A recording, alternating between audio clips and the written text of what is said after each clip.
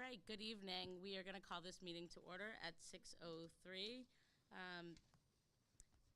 We are going to start our meeting, Berlin Board of Education, September 8th, 2025, and we're going to begin with the Pledge of Allegiance. I pledge allegiance to the flag of the United States of America and to the republic for which it stands, one nation, under God, indivisible, with liberty and justice for all. All right. So, report of board members. Do any board members have anything they would like to report?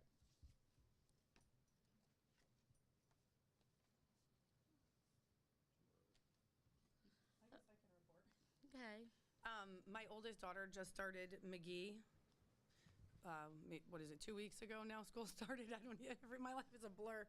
And everything's been going great.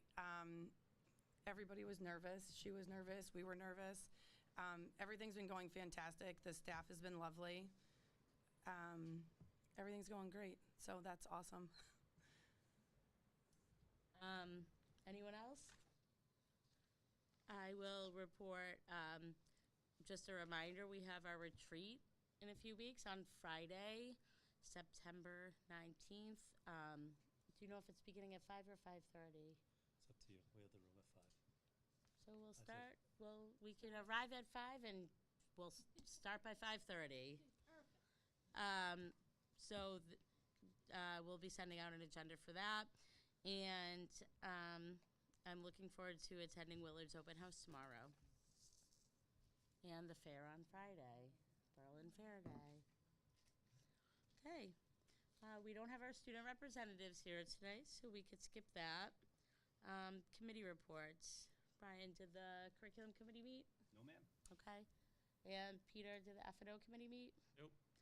And the community engagement committee, we are in the process. We're going to be scheduling a meeting. Brian wanted to wait until like 2 weeks had started just to get everything off, and then we'll be scheduling it out. So that. And Nick will be joining us. And Nick will be joining us. So we're just going to we'll be hearing from Debbie soon. Correspondence to the board. I have 2 correspondents to the board. The first, dear members of the Board of Education, Brian and staff, thank you very much for the beautiful flowers you send. In memory of my mother. Once planted, you will remember the fondly every time the flowers bloom again. Sincerely, Patty McManus Engel and family. Patty's a social worker at McGee for years. Second correspondence I mentioned in my update. This is on Julia Dennis. Dear Julia, congratulations, you've earned the CABE Masters Board of Education member designation. Very few other Connecticut Board of Education members have earned this prestigious honor. With your attendance at numerous CABE and CAPS conventions, CABE workshops, programs, and other events, you've acquired a wide variety of skills, knowledge, and abilities. This is a great accomplishment, and you are to be commended. In earning this honor, you initially earned the required 20 credits in the areas of board relations, policy, curriculum, school finance, school law, labor relations, and board operations. This gave the Certified Board of Education Member Award. You have now earned an additional 20 credits in the area of leadership, effective meetings, school community relations, strategic planning group, dynamic, board member ethics, school finance, labor relations, and school law. Enclose the press release template for you to use. Just so you know, we got the letter in the mail, and I asked Debbie to put in the update, and Julia asked me, where's the letter? I said, I went back to my email, I couldn't find it, as I didn't realize, it's not often you get a hard copy, so we got a hard copy of this, so congratulations, Julia. Thank you. I actually knew nothing of it, so CABE didn't send me anything, so it was a nice surprise. Any other correspondence? No correspondence. All right, so I do have some correspondence to the board. To your board emails I sent to you, I forwarded the letter from the town council, from the town mayor.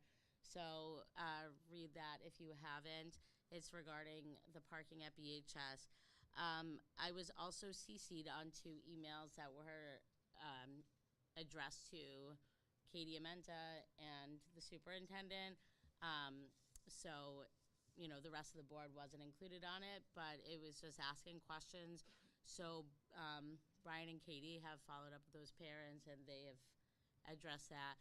I also received a phone call from one student who asked about the parking and the personal devices, the ban on personal devices. And we actually had a really nice conversation. I just explained, based on what we have and what we have to make decisions, and there's no other places to cut, and other places that could be cut from could be uniforms or extracurriculars or pay to play, all these other things, and we really made a decision that would have the least impact to the students, that wouldn't be taking away.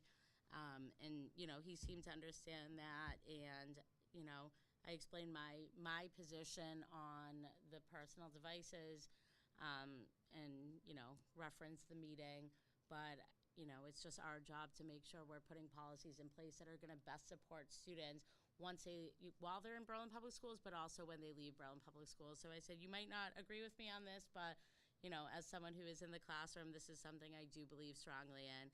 And I assured him that as a board, we try and make decisions that are with the students front and center and what's best for the students, not for us or our own agendas or our own kids. It's all the students of Berlin Public Schools and the staff and the faculty to make sure we can have the best schools and the greatest student outcomes. So it ended very positively, and I told him if any of his other friends would like to reach out, feel free, pass my number along, and I haven't heard from anyone else. But it was a positive conversation. But other than that, I haven't heard from anyone else regarding the parking. Just so one student phone call, the email from the town manager, and being CC'd on 2 other emails to the administration. So I am confident it's just being handled as needed, one-on-one follow-up. Do you have anything you need to add on that? No, just that I know at this point, earlier last week, the end of the week, there was roughly 50 students that have paid for parking at this point. We anticipated 200, so that's the number we're at. There are 2 parents that emailed. There were a few other parents that reached out with comments, or 2 that had a bunch of questions I reached back to. We're playing phone tag at this point. So hopefully, I'll talk to them. I reached out to them today. Other than that, I do have some other I did reach out to the districts that we typically have in the budget book, looking for comparisons of, who charges for parking. Glastonbury was a yes. They charge for parking. We usually have that in our budget, even though Glastonbury's not in our DIRG. They charge $100. Cromwell charges, it's a nominal fee, but they do charge. Farmington charges $75 per semester to park at the high school. Rocky Hill does not charge. Weathersfield charges a $20 fee to reserve the spot, if they want to reserve a spot. We didn't go further. I know there's plenty of other districts, if you want me to go further. I just took the ones that were in the budget book and looked at those as some comparisons. So, it's about half that charge that we usually compare each other to. All right, thank you. Any other correspondence to the board? None at this time. Please. Okay. Audience of citizens, would anyone like to approach the board? Okay. Consent agenda. Do we have a motion for consideration? Move to approve the consent agenda as presented. Do we have a second? I'll second. So the motion by Peter, the second by Jen. Any discussion? Okay, we can move to a vote. All those in favor? Aye. Opposed? The vote carries 8-0. Okay, moving on to new business. The 2025 application for CABE board recognition has been received. It's enclosed in the packet. To be eligible for board distinction, a level 2 recognition, a motion must be made at the board meeting. To approve the application, and the minutes of the meeting must be submitted with the application. Do we have a motion for consideration? Move that the board approve the application for the 2025 CABE Board Recognition Awards. Do we have a second? I'll second. So the motion by Peter, the second by Vanessa. Any discussion? Okay, move to a vote. All those in favor? Aye. Opposed? Vote carries 8-0. Okay. Moving on to our facilities update. Ashley Dorsey will provide us with a facilities update.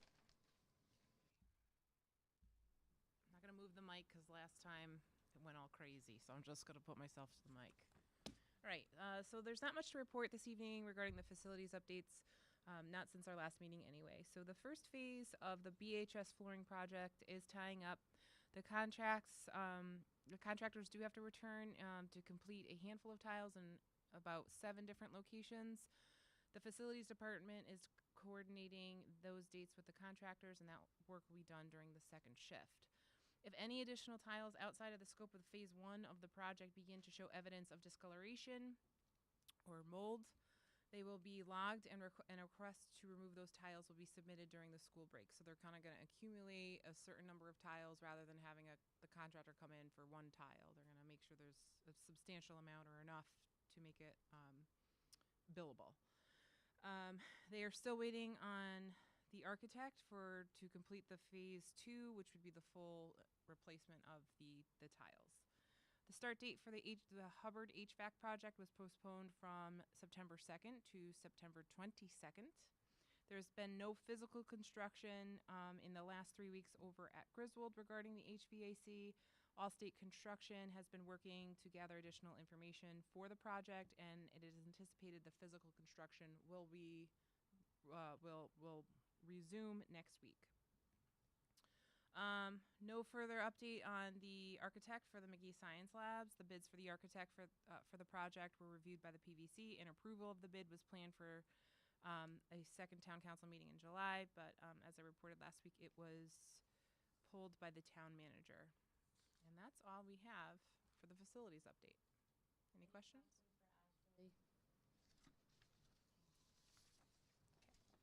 Okay, thank you, Ashley. Summer curriculum work update.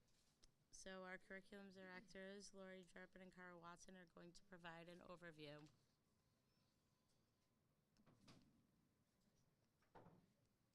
So every spring, we put out, oh, thank you.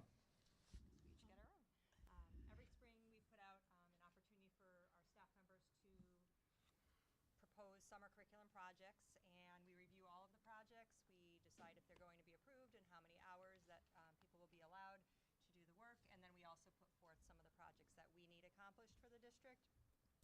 We use money that's from our own curriculum budget as well as grants to support that.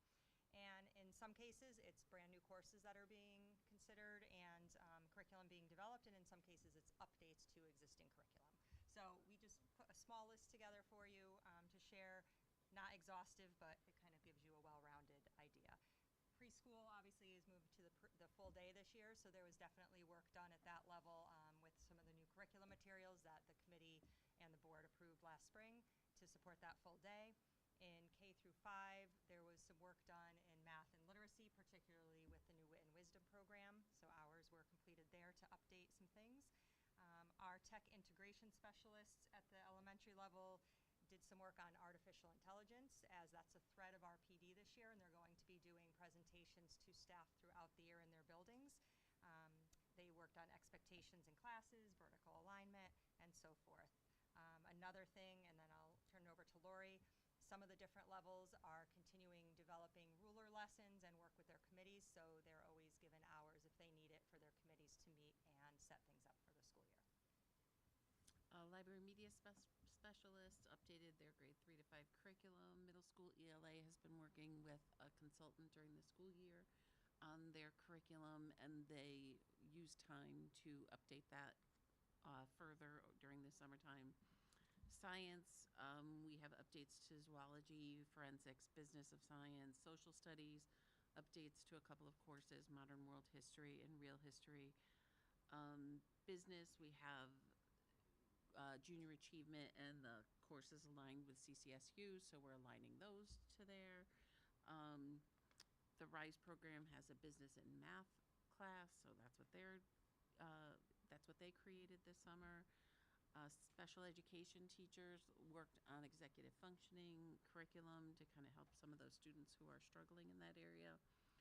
And high school counseling took a look at career pathways and career development. So as you can see, a broad range covering pre-K all the way through high school. High school. Any questions?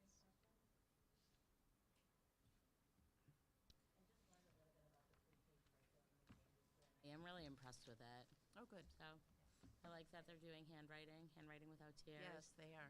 Yeah, and I So think that's a lot of the fine motor Yeah. pieces that they're, I know that we've some always people had don't like that one, concerns but about. I love it. The Yeah. kids might not like it, but I think it's really, so I was happy to learn about it's those. important. Thank you. Any other questions on the summer curriculum? Okay. Now we will get an update about our summer program. Thank you.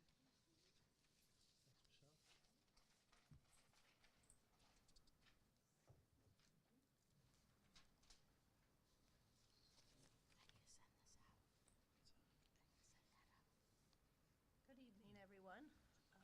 This is really Jen and Michelle's show. They do a nice job putting this together and then making sure the program runs smoothly, as it did again this year, and then compiling this data. Over the past few years, we've been giving you a 5-year look back. It's hard to compare apples and oranges because it never really is, because of the needs of the kids always change, even though, you look at the numbers. But one number that really stood out this year is that we had 42 students parents say they were going to attend and they didn't. If we knew that, we could have probably eliminated a few positions.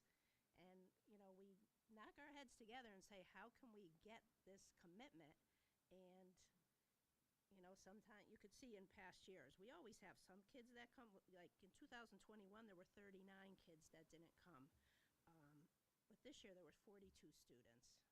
So I think we'll take a look at who those students were this year and then just really have those hard conversations with parents. It's okay if they don't come. We're going to make the recommendation, but sometimes kids just need a break, and it's okay if the parents want to say they could, because that could save us a little bit of money. We wouldn't have to hire as many staff. So parents send it out several times for parents to let us know if the students are going to be attending, and some parents do say no. So that 42 includes parents who said that their child was going to attend or didn't respond at all. So we had to count on them being there if we didn't hear from them.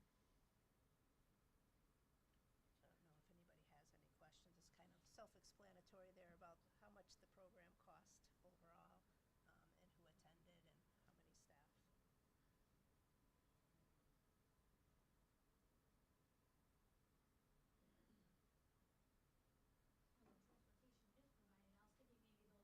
People that signed up thought, oh, I can't get there, but if transportation's provided, Yeah, by law, we have to provide Yeah. them. We have to give them access to the program, so we have Right. to provide the transportation. that's unfortunate that they said they would come and then they didn't. Yeah, we had a bus at the elementary level with just one child, and then she was on vacation for a week. So, it was a large bus. But last week they went to a small bus, but yeah. So again, I think it's just having those open conversations and dialogues with the family, to say it's okay. I mean, my out-of-district kids will just say, I had a parent this year, is it okay for me to say that I don't want him to go? I said, absolutely. I said, if you feel like he needs a break, and you want to keep him home, that's fine. I said, we have to make the recommendation, but that's your choice as a family. If that's that summertime that you want together for him to spend with his cousins, that's okay. So we'll continue to have those conversations with families so we can get a better handle on how many teachers to hire.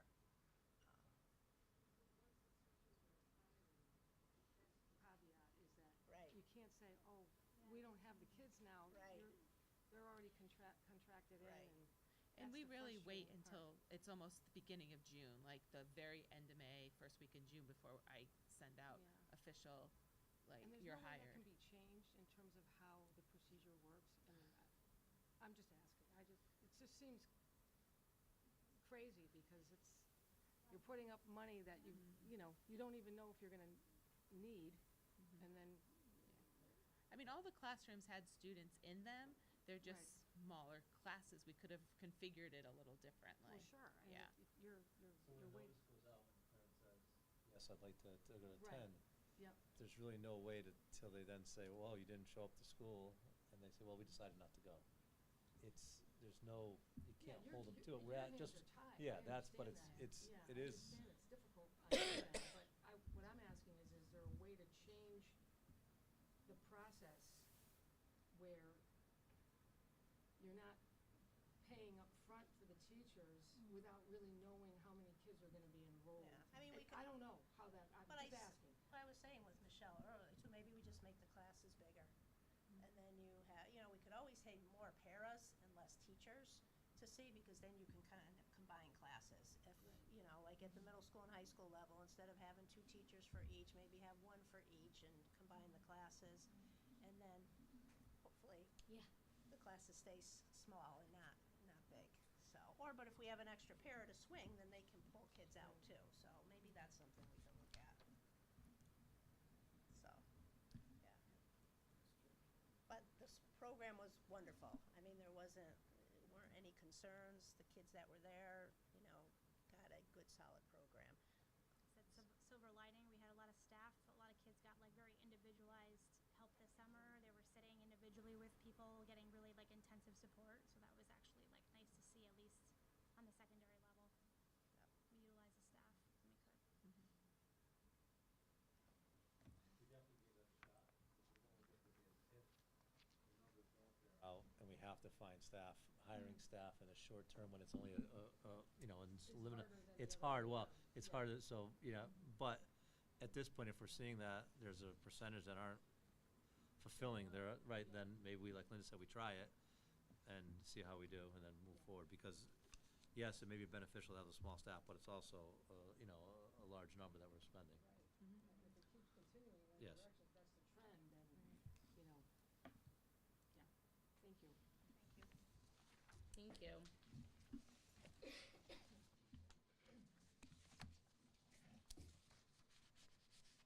Okay, any other questions or comments on that?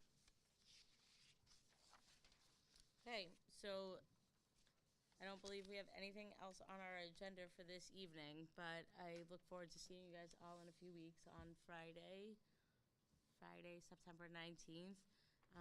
For our retreat, I will be sending out the board self-evaluation at some point this week. It's like a Google form with open-ended, so keep your eyes out for that. There's one last agenda item. Do we have a motion for consideration? Motion to adjourn. Do we have a second? Okay, so motion by Peter, second by Gina. Any discussion? Okay, all those in favor? Aye. Opposed? Vote carries 8-0. The meeting is adjourned at 6:26 p.m. Thank you, everyone, for a great meeting, and I'm sure there are longer meetings to come now that school is going to be in full swing.